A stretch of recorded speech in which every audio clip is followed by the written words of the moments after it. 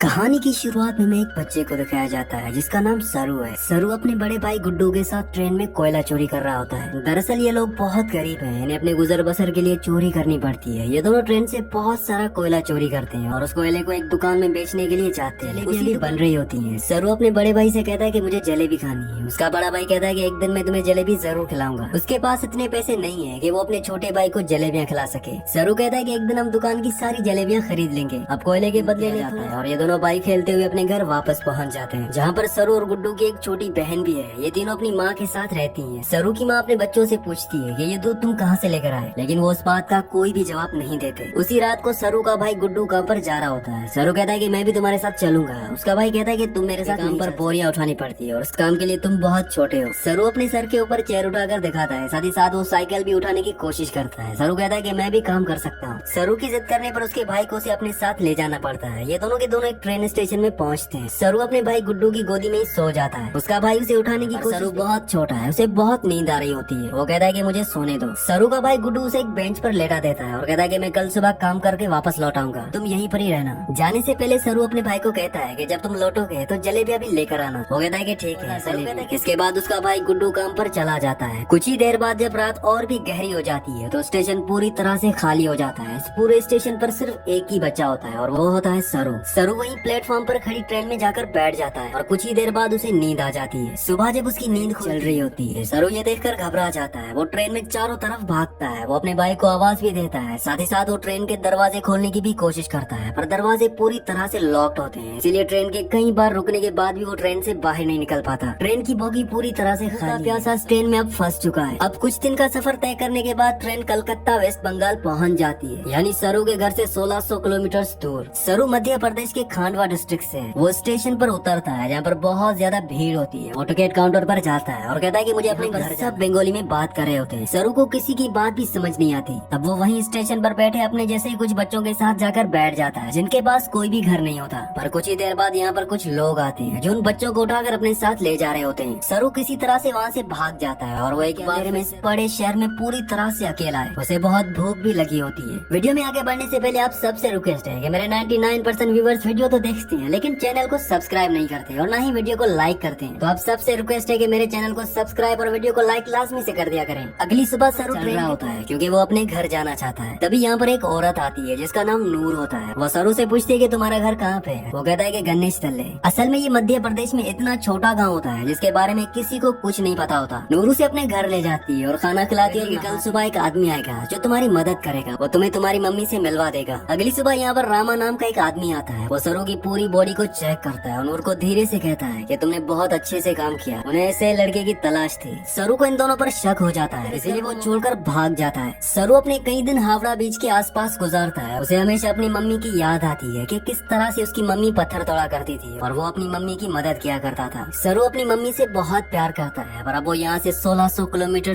दूर है जिसके बारे में सरू को कुछ भी नहीं पता। सरू को इसी तरह से यहाँ पर आते हैं और एक सुबह जब बारिश हो रही होती है तो वो एक कैफे के बाहर बैठा होता है। कैफे के अंदर एक लड़का कॉफी पी रहा होता है और बाहर से सरू उसकी नकल उतार रहा होता है। वो लड़का बाहर आता है और सरू को कुछ खाने के लिए देता है। इसके बाद वो सरू को अपने साथ पुलिस स्टेशन ले जाता है। वो बताता है कि इस लड़के को बंगाली बोलनी नहीं बात करता है। जब मैंने इससे पूछा कि तुम कहाँ से हो तो उसने बताया कि गणेश तल्ले से। असल में इस जगह के बारे में ना लड़के को और ना ही पुलिस वाले को कुछ पता होता है क्योंकि ये मध्य प्रदेश में एक बहुत छोटा सा गाँव है। लड़का सरू से उसकी मम्मी का नाम भी पूछता है। सरू कहता है कि मेरी मम्मी का नाम अम्मी है। दरअसल सरू अभी इतना छोटा है कि उसे अपनी मम्मी का नाम भी नहीं पता होता। उसे बस यही पता होता है कि मम्मी को अम्मी कहा जाता है। पुलिस उसके पेरेंट्स को ढूंढने की बहुत कोशिश करती है पर सरू के घर का, उसके गांव का, उसकी फैमिली का कुछ भी पता नहीं चलता। इसीलिए पुलिस उसे एक ऑर्फनेज में भेज देती है। सरू 3 महीने वहाँ 3 महीने के बाद सरू से एक लेडी मिलने आती है जिसका नाम मिस सूद होता है। वो सरू को बताती है कि पिछले 3 महीनों से हम तुम्हारी अम्मी को, तुम्हारी फैमिली को ढूंढने की कोशिश कर रहे हैं पर कुछ भी पता नहीं चला। हमने न्यूज़पेपर्स में इश्तिहार भी दिए, जिस न्यूज़पेपर को हर रोज 1.5 करोड़ लोग पढ़ते हैं, पर इसका भी कोई फायदा नहीं हुआ। सरू कहता है कि मेरा घर यहाँ से बहुत दूर है, मैं अपनी अम्मी के पास, गुड्डू के पास जाना चाहता चाहता हूँ। मिसेस सूद कहती है कि हमने हर जगह तलाश करने की कोशिश की, अब इंतजार करने का कोई फायदा नहीं है। एक ऑस्ट्रेलियन कपल चाहता है, वो बहुत अच्छे लोग हैं, उनके साथ तुम बहुत खुश रहोगे, तुम्हें ऑस्ट्रेलिया जाना होगा। इसके बाद मिसेस सूद सरू को अपने साथ अपने घर ले आती है, जहाँ पर कुछ और भी बच्चे होते हैं। मिसेस सूद सबको इंग्लिश के वर्ड्स, टेबल मैनर्स सब कुछ सिखाती है। और अब इसके बाद सरू को ऑस्ट्रेलिया भेज दिया जाता है, जहाँ पर मिस्टर जॉन और उनकी वाइफ सू, जिन्होंने सरू को एडॉप्ट किया होता है, उसे देखकर वो बहुत खुश होते हैं। सरू को ये अपने घर ले आते हैं। छोटे से मिट्टी के घर में रहने वाला देखता है तो वो पूरी तरह से हैरान हो जाता है, साथ ही बहुत गुमसुम भी होता है, क्योंकि ये कंट्री, यहाँ की हवा, मिट्टी सब सरू के लिए पूरी तरह से नए हैं। सरू की मॉम, जिसका नाम सू है, जिसने सरू को एडॉप्ट किया है, वो सरू से इंग्लिश में कहती है कि मुझे पता है कि तुम्हारा सफर इतना आसान नहीं था, तुम मुझे इस वक्त कुछ नहीं बता सकते, पर एक दिन तुम मुझे सब कुछ बताओगे। सरू धीरे धीरे इनकी लैंग्वेज, इनका लाइफस्टाइल सीखना शुरू कर देता है। बहुत जल्द वो इन सब के साथ कंफर्टेबल। मिस्टर जॉन और उनकी वाइफ सू सरू से अपने बेटे की तरह प्यार करते हैं, वो उसकी जिंदगी में किसी तरह की कोई कमी नहीं होने देते। एक साल बाद ये एक और बच्चे को अडॉप्ट करते हैं, जो इनके साथ एडजस्ट नहीं हो पाता। वो अपने आप को नुकसान पहुंचाना शुरू कर देता है, पर मिस्टर जॉन और उसकी वाइफ इस बच्चे को कंट्रोल करने की, उसे समझाने की कोशिश करते हैं, क्योंकि वो उसकी मदद करना चाहते हैं। उसी रात को मिसेस सू रो रही होती है। सरू उनके पास जाता है और उनके आंसू पोंछता है और उनके गले लग जाता है, यानी कि अब उसने पूरी तरह से उन्हें अपनी मम्मी मान लिया है। अब धीरे धीरे वक्त गुजरता है और 20 साल गुजर जाते हैं। सरू अब बड़ा हो चुका है। मिस्टर जॉन, जो सरू के मॉम डैड है, उनको सरू पर प्राउड होता है। वो होटल मैनेजमेंट की पढ़ाई करने के लिए मेलबर्न जा रहा होता है। वो अपने उस भाई से भी मिलता है, जिसे मिस्टर जॉन और मिसेस सू ने सरू के बाद एडॉप्ट किया था, लेकिन ये दोनों एक दूसरे को पसंद नहीं करते। सरू होटल मैनेजमेंट की इंट्रोडक्टरी क्लास में पहुंच जाता है, जहाँ पर सब अपने बारे में बताते हैं। सरू कहता है कि वो अपना होटल खोलना बताता है कि वो इंडिया में कलकत्ता से है। इसके बाद यहाँ पर जितने भी स्टूडेंट्स होते हैं, वो सब के सब हाउस पार्टी रखते हैं, जहाँ पर सरू भी जाता है। यहाँ बहुत सारे इंडियन स्टूडेंट्स भी होते हैं, इसलिए यहाँ पर खाने में बहुत सारा इंडियन फूड होता है। और सरू जब वहाँ पर जलेबियाँ देखता है तो उसे बचपन का वो लम्हा याद आ जाता है, जब उसने अपने भाई गुड्डू से जलेबी खाने के लिए कहा था, और जवाब में उसके भाई गुड्डू ने कहा जरूर खिलाएगा। सरू ने कहा था कि एक दिन वो सारी जलेबियाँ खरीद लेंगे। सरू को जब ये लम्हा याद आता है तो उसकी आंखों में आंसू आ जाते हैं, और वो अपने दोस्तों को बताता है कि वो कलकत्ता से नहीं है, वो किसी और जगह से है। बचपन में वो खो गया था, वो ट्रेन में बैठ गया था, और जब ट्रेन रुकी तो कलकत्ता पहुंच गया था। यहाँ पर एक लड़की उसे पूछती है कि वो ट्रेन में कितने दिनों तक था। सरू कहता है कि 2 के गाँव का नाम पूछती है। सरू कहता है कि गणेश तल है, लेकिन सरू को अभी ये भी नहीं पता कि वो अपने गाँव का नाम अच्छे से प्रोनाउंस कर पा रहा है कि नहीं, क्योंकि उसे हिंदी बोलनी नहीं आती, वो अब सिर्फ इंग्लिश बोल सकता है। यहाँ पर एक लड़का उसे कहता है कि कलकत्ता की हावड़ा ब्रिज थी, जहाँ पर तुम बचपन में पहुँचे थे, और वहाँ से हम टाइम और ट्रेन की स्पीड को कैलकुलेट करें और वापस जाएं तो हम तुम्हारे गाँव के आसपास की रेडियस में पहुँच सकते हैं। यहाँ पर एक लड़की उसे गूगल अर्थ के बारे में भी बताती। वो कहते हैं कि गूगल अर्थ के सहारे तुम दुनिया की किसी भी जगह को ढूंढ सकते हो, लेकिन ज्यादा बात करने से मना कर देता है। इसके बाद ये पार्टी से निकल जाते हैं। अगली सुबह जब सरू उठता है तो उसे अपने पेरेंट्स की, अपने घर की, अपने गाँव की याद आती है। उसे एहसास होता है कि उसके खो जाने के बाद उसकी मॉम, भाई, बहन उसके लिए कितने परेशान हुए होंगे। इसीलिए वो गूगल अर्थ एप्लीकेशन के जरिए साथ ही साथ स्टेशन से अपने घर की जो दूरी होती है उसकी कैलकुलेशन करके हर तरह से अपने गाँव गणेश तले को ढूंढने की कोशिश करता है, और उसकी सारी कोशिश पूरी तरह से बेकार हो जाती है। अब धीरे धीरे वक्त गुजर जाते हैं। लूसी का और सरू का रिश्ता अब और भी ज्यादा गहरा हो चुका है। असल में ये दोनों एक दूसरे से बहुत प्यार करते हैं, पर सरू आज भी अपनी फैमिली के लिए परेशान है। उसे कई बार अपने भाई की इमेज दिखती है। उसे एहसास होता है कि उसका भाई उसे कह रहा है कि उसे घर चले जाना चाहिए। सरू अपनी फैमिली की यादों में उन्हें ढूंढने में इतना खोया होता है कि धीरे धीरे वो लूसी से अलग हो जाता है। वो लूसी बेहतर इंसान डिजर्व करती है। लूसी और सरू अलग हो जाते हैं। अब कई महीनों के बाद लूसी को सरू अब एक दिन एस्केलेटर पर देखता है तो वो उससे बात करता है और उसे कहता है कि वो उसे बहुत मिस करता है। इसके बाद एक बार फिर से ये दोनों एक दूसरे के बहुत क्लोज हो जाते हैं। लूसी सरू से कहती है कि तुम्हें अपनी मॉम के पास जाना चाहिए, उन्हें तुम्हारी जरूरत है। सरू अपनी मॉम के पास जाता है, जिनकी तबीयत बहुत खराब होती है। सरू को आज तक ये लगता था कि उसकी मॉम ने उसे अडॉप्ट इसलिए किया क्योंकि वो कभी माँ नहीं बन सकती। बताती है कि मैं माँ बन सकती थी, पर मैंने और तुम्हारे डैड जॉन ने ये डिसाइड किया था कि हम 2 बच्चों को अडॉप्ट करेंगे, क्योंकि इस दुनिया में बहुत सारे ऐसे बच्चे हैं जिन्हें माँ बाप की फैमिली की जरूरत है। वो सरू को अपने बचपन का एक एक्सपीरियंस भी बताती है। वो कहती है कि मेरे डैड बहुत ज्यादा अल्कोहल पीते थे, वो एक अच्छे इंसान नहीं थे, मैं हमेशा डरी डरी रहती थी। और एक दिन जब मैं अपने घर के पीछे गई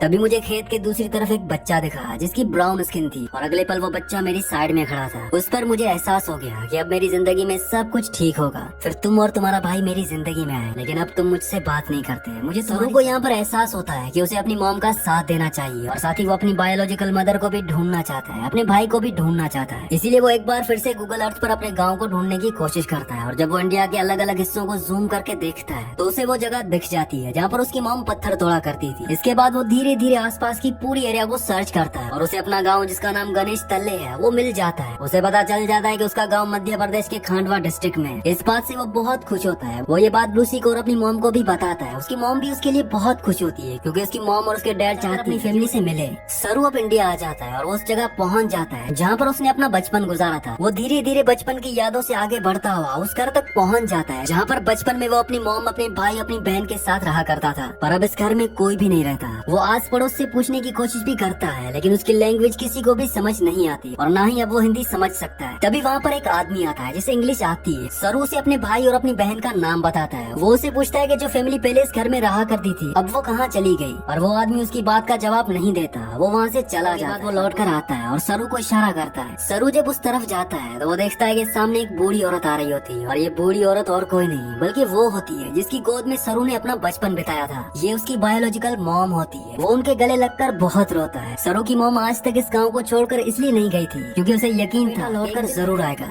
सरू की बहन भी यहाँ पर होती है। वो अपनी बहन को अपने गले से लगा लेता है पर सरू अपने भाई से मिल नहीं पाता। उसे पता चलता है कि जिस रात वो अपने भाई के साथ काम पर गया था पर सरू को नींद आ रही थी, इसीलिए उसके भाई ने उसे बेंच पर सुला दिया था। और जब उसका भाई जा रहा था तो सरू ने अपने भाई से कहा था कि सुबह जलेबी लेकर आना। उसी रात को उसके भाई गुड्डू की एक ट्रेन एक्सीडेंट में मौत हो गई थी। यानी कि एक माँ ने एक ही रात में अपने दोनों बेटों को खो दिया। पर उसकी उम्मीद खुदा पर उसका यकीन था जो इतने सालों तक वो अपने छोटे बेटे सरू का इंतजार करती रही। और आज 25 सालों के बाद उसका बेटा वापस लौट आया। ऑस्ट्रेलिया में अपने मॉम और डैड को कॉल करता है। उन्हें बताता है कि मुझे मेरी फैमिली मिल गई पर इससे कुछ भी नहीं बदलता। आज भी आप मेरे लिए वही हो जो पहले थे। आप मेरे मॉम डैड हो। इसके बाद सरू उन सभी जगहों पर जाता है जहाँ पर वो अपने भाई के साथ खेला करता था और इन जगहों पर जाकर उसे बचपन की याद आ जाती है जब वो इन्हीं रास्तों पर अपने भाई के साथ। सरू को यहाँ पर एक और बात पता चलती है कि उसका नाम सरू नहीं बल्कि शेरू है जिसका मतलब होता है लायन। आखिर में कुछ असली फुटेज दिखाई जाती है जिसमें सरू के वो माँ बाप जिसने उसे अडॉप्ट किया था वो इंडिया आते हैं। इंडिया में जो सरू की बायोलॉजिकल मॉम होती है वो उन्हें अपने गले से लगा लेती है। इसी के साथ ही कहानी का एंड हो जाता है। अगली कहानी आप किस मूवी पर सुनना चाहते हैं मुझे नीचे कमेंट्स में जरूर बताना। और अगर ये वीडियो आपको पसंद आई हो तो इस वीडियो को लाइक लाजमी से कर देना और चैनल को भी सब्सक्राइब कर देना।